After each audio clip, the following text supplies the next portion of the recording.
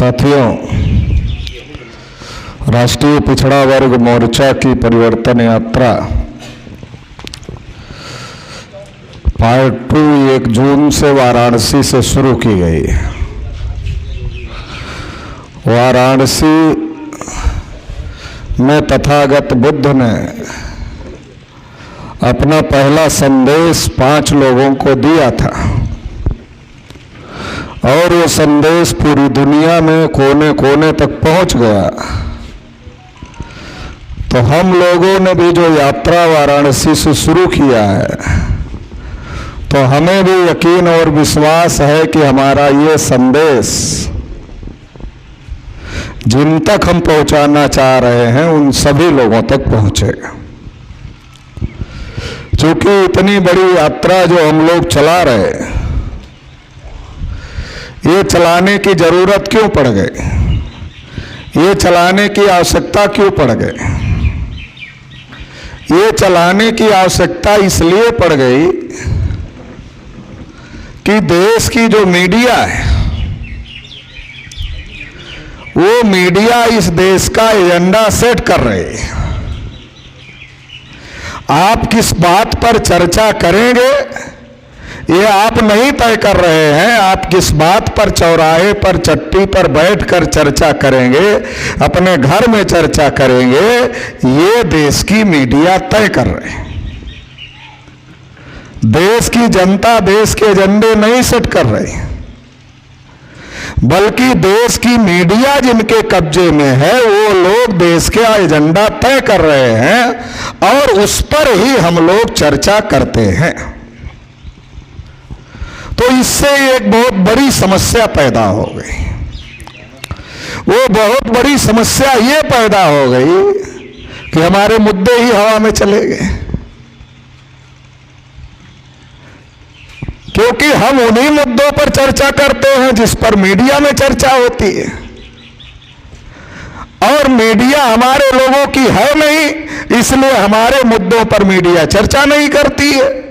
और जब हमारे मुद्दों पर मीडिया चर्चा नहीं करती है तो हमारे मुद्दे गायब रहते हैं। मतलब हम खुद ही अपने मुद्दे पर चर्चा नहीं करते, क्योंकि हम उसी मुद्दे पर चर्चा करते हैं जिस पर मीडिया चर्चा करती। मीडिया हमारे मुद्दे पर चर्चा नहीं करती तो हम भी अपने मुद्दे पर चर्चा नहीं करते। और लोकतंत्र में एक बहुत बड़ी समस्या है।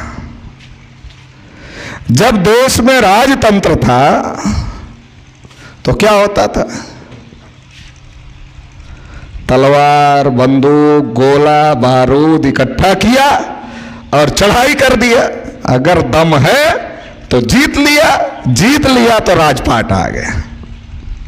तो ये राजतंत्र का मामला था। और लोकतंत्र में बहुत बड़ी समस्या पैदा हो गई कि यहां तो राजपाट हासिल करने के लिए वोट चाहिए, और वोट तब मिलेगा जब लोग आपसे सहमत होंगे।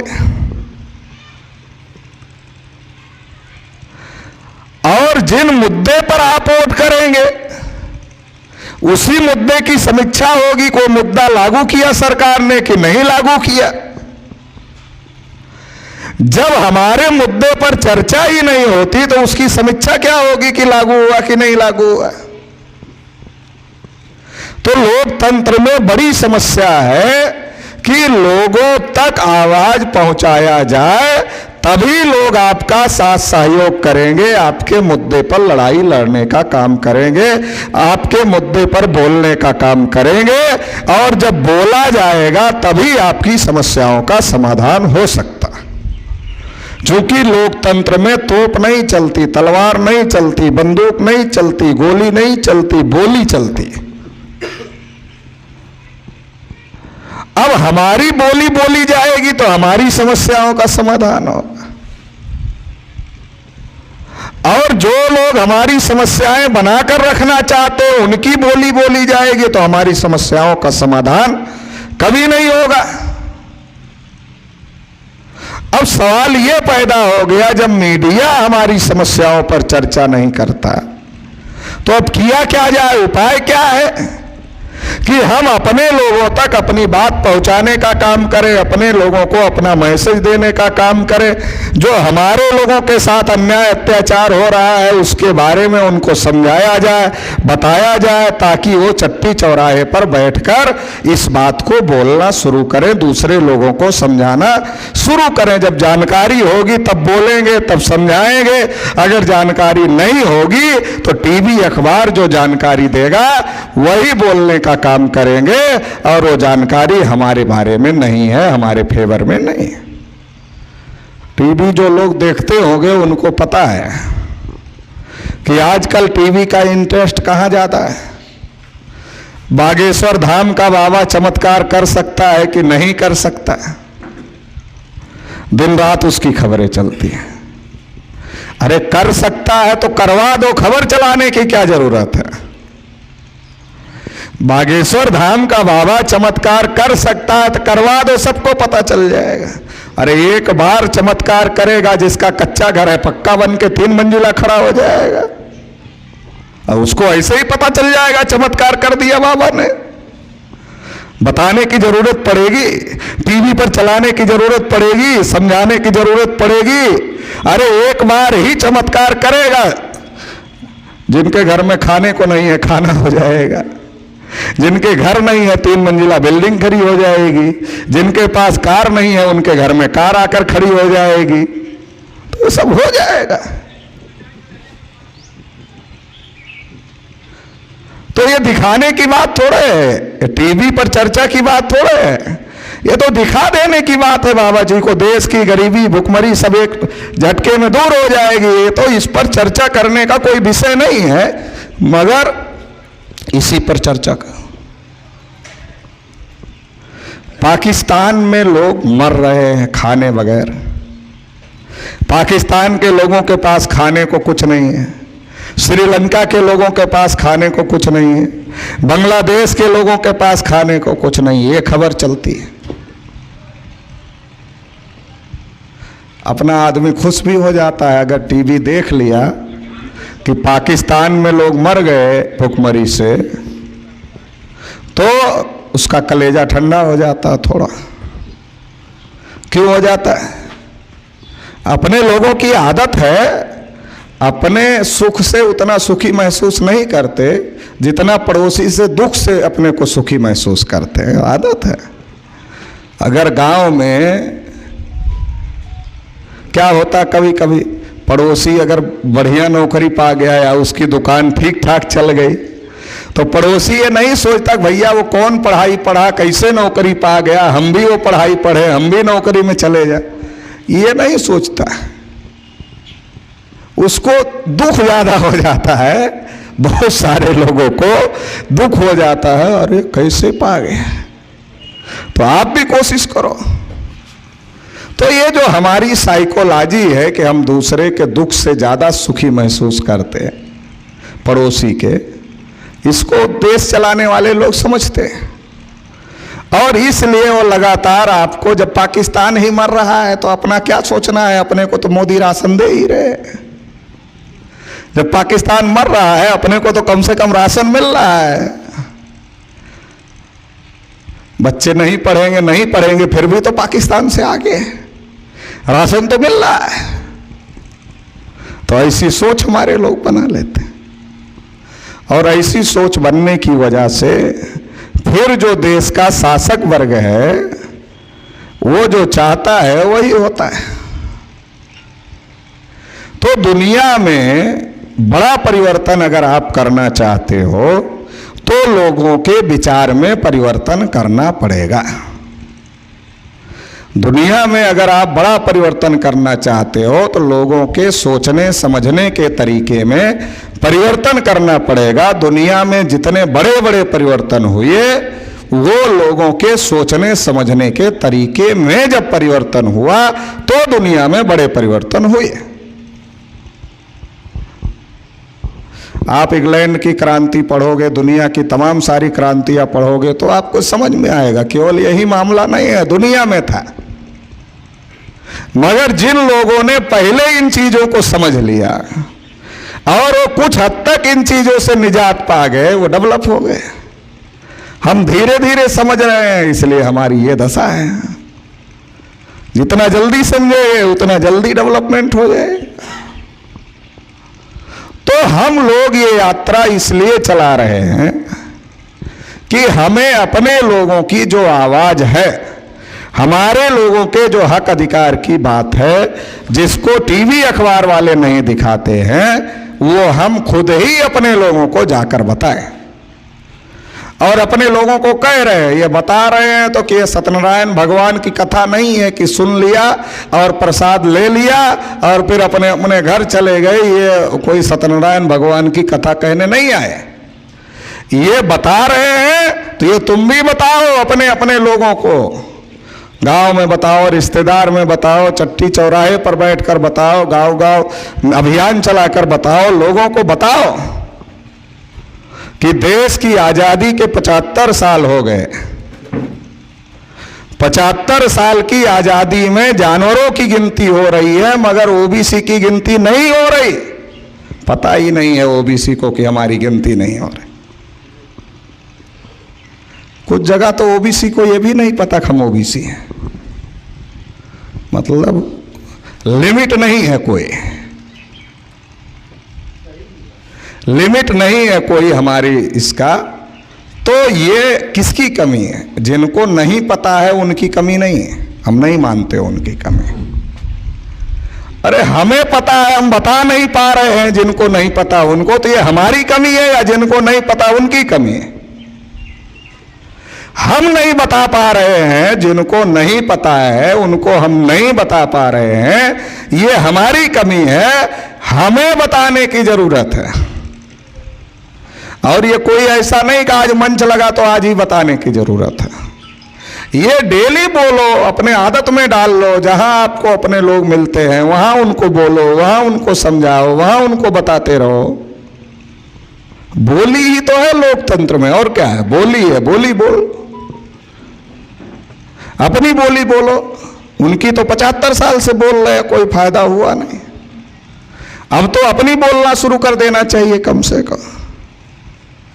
75 साल से बोल रहे हैं, जानवरों की गिनती हो गई, हमारी नहीं।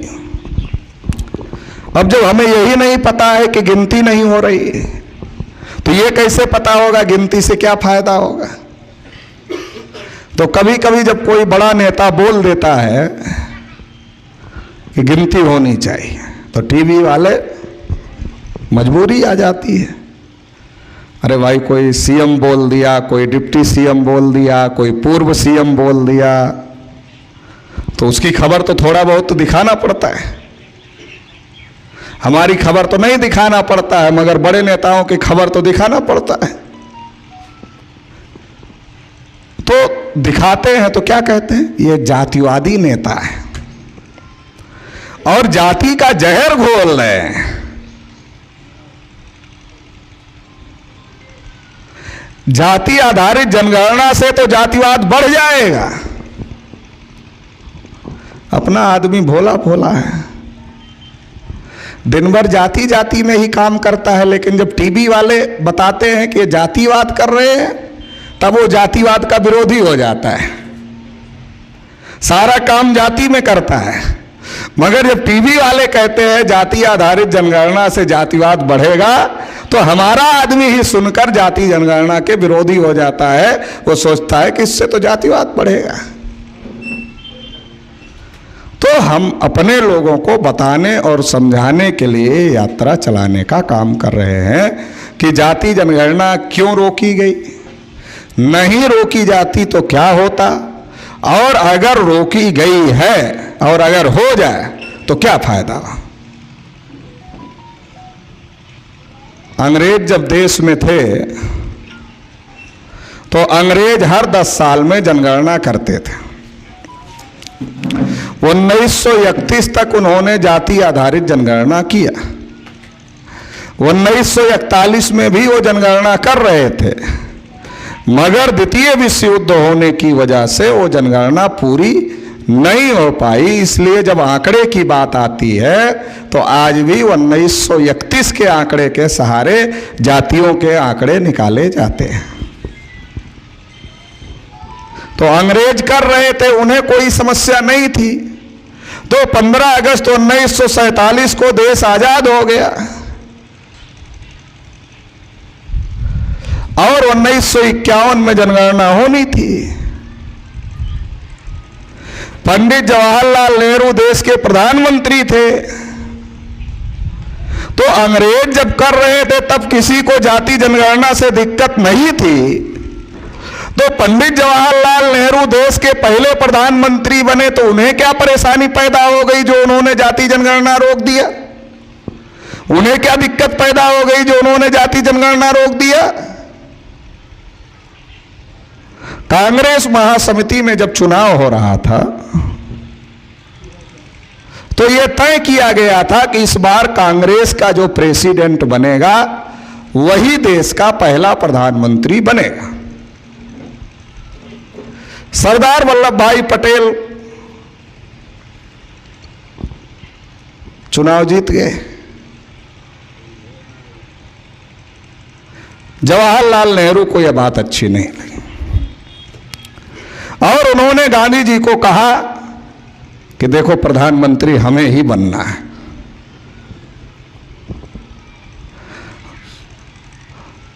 तो गांधी जी ने नेहरू जी को पूछा, अरे और कोई पद ले लो, गृह मंत्री का बड़ा पद है। कहा 2 नंबर का पद हमको मंजूर नहीं। तो गांधी जी ने जेबी कृपलानी जो मीटिंग का संचालन कर रहे थे उनको कहा कि सरदार पटेल को पर्ची दे दो कि वो अपना नाम वापस ले लें। तो सरदार पटेल के पास जेबी कृपलानी ने पर्ची दे दिया। अब ये बात तो सरदार पटेल भी जानते थे कि जेबी कृपलानी अपने मन से थोड़े ही पर्ची दे रहे हैं, जरूर गांधी जी ने कहा होगा तभी दे रहे हैं। मगर फिर भी सरदार पटेल उसको प्रूव करना चाहते थे, इसलिए जब उनको पर्ची मिली उन्होंने फिर गांधी जी की तरफ बढ़ा दिया। फिर गांधी जी ने उसको जेबी कृपलानी से होते हुए फिर सरदार पटेल की तरफ बढ़ा दिया। तो ये बात प्रूफ हो गई कि गांधी जी चाहते हैं कि मैं नाम वापस ले लूं और सरदार पटेल ने अपना नाम वापस ले लिया और नेहरू का रास्ता देश का पहला प्रधानमंत्री बनने का साफ हो गया। तो नेहरू ने ऐसा सोचा, कांग्रेस हमारे बाप दादा ने बनाई, पूर्वजों ने बनाई, कांग्रेस के अंदर हम चुनाव जीतने की स्थिति में नहीं। कांग्रेस पार्टी हमारे बाप दादा ने बनाई, हम उसके अंदर चुनाव जीतने की स्थिति में नहीं है, तो देश का चुनाव कैसे जीतेंगे? अगर ये जाति आधारित जनगणना होती रही तो हर 10 साल में आंकड़े आ जाएंगे। क्या आंकड़े आ जाएंगे? ब्राह्मण 3.5%, ओबीसी 52%, ब्राह्मण 3.5%, ओबीसी 52%, ब्राह्मण 3.5%, ओबीसी 52%, ब्राह्मण 3.5%, ओबीसी। ऐसे अगर एक जनगणना में आंकड़े आए, 2 जनगणना में आंकड़े आए, 3 जनगणना में आंकड़े आए, 4थी जनगणना, अरे तो कभी ना कभी तो बत्ती जलेगी दिमाग की ओबीसी के। अरे मान लो 10 साल में नहीं जली बत्ती, ब्राह्मण 3.5%, ओबीसी 52%, फिर अगली जनगणना हुई, फिर ब्राह्मण 3.5%, ओबीसी 52%, फिर अगली जनगणना हुई, ब्राह्मण 3.5%, ओबीसी। अरे तो बत्ती जलेगी ना, अरे 3.5 है, हम 52 है, हम इसके पीछे क्यों? दिमाग की बत्ती जलेगी, और बत्ती जलेगी तो ओबीसी हमारे पीछे नहीं आएगा, और हमारे पीछे नहीं आएगा तो सरकार कैसे बनेगी? तो सरकार कैसे बनेगी? तो हमारी सरकार नहीं बन सकती। अगर जाति जनगणना होती रही तो 3.5% ब्राह्मणों का देश पर कब्जा नहीं कराया जा सकता है, ये नेहरू जी ने सोचा होगा। और इसलिए फिर नेहरू जी ने सेंसस कमिश्नर को कहा अब जाति के आधार पर जनगणना नहीं होगी, रोक लगा दिया। रोक लगा दिया, तो इंदिरा जी ने भी नहीं किया।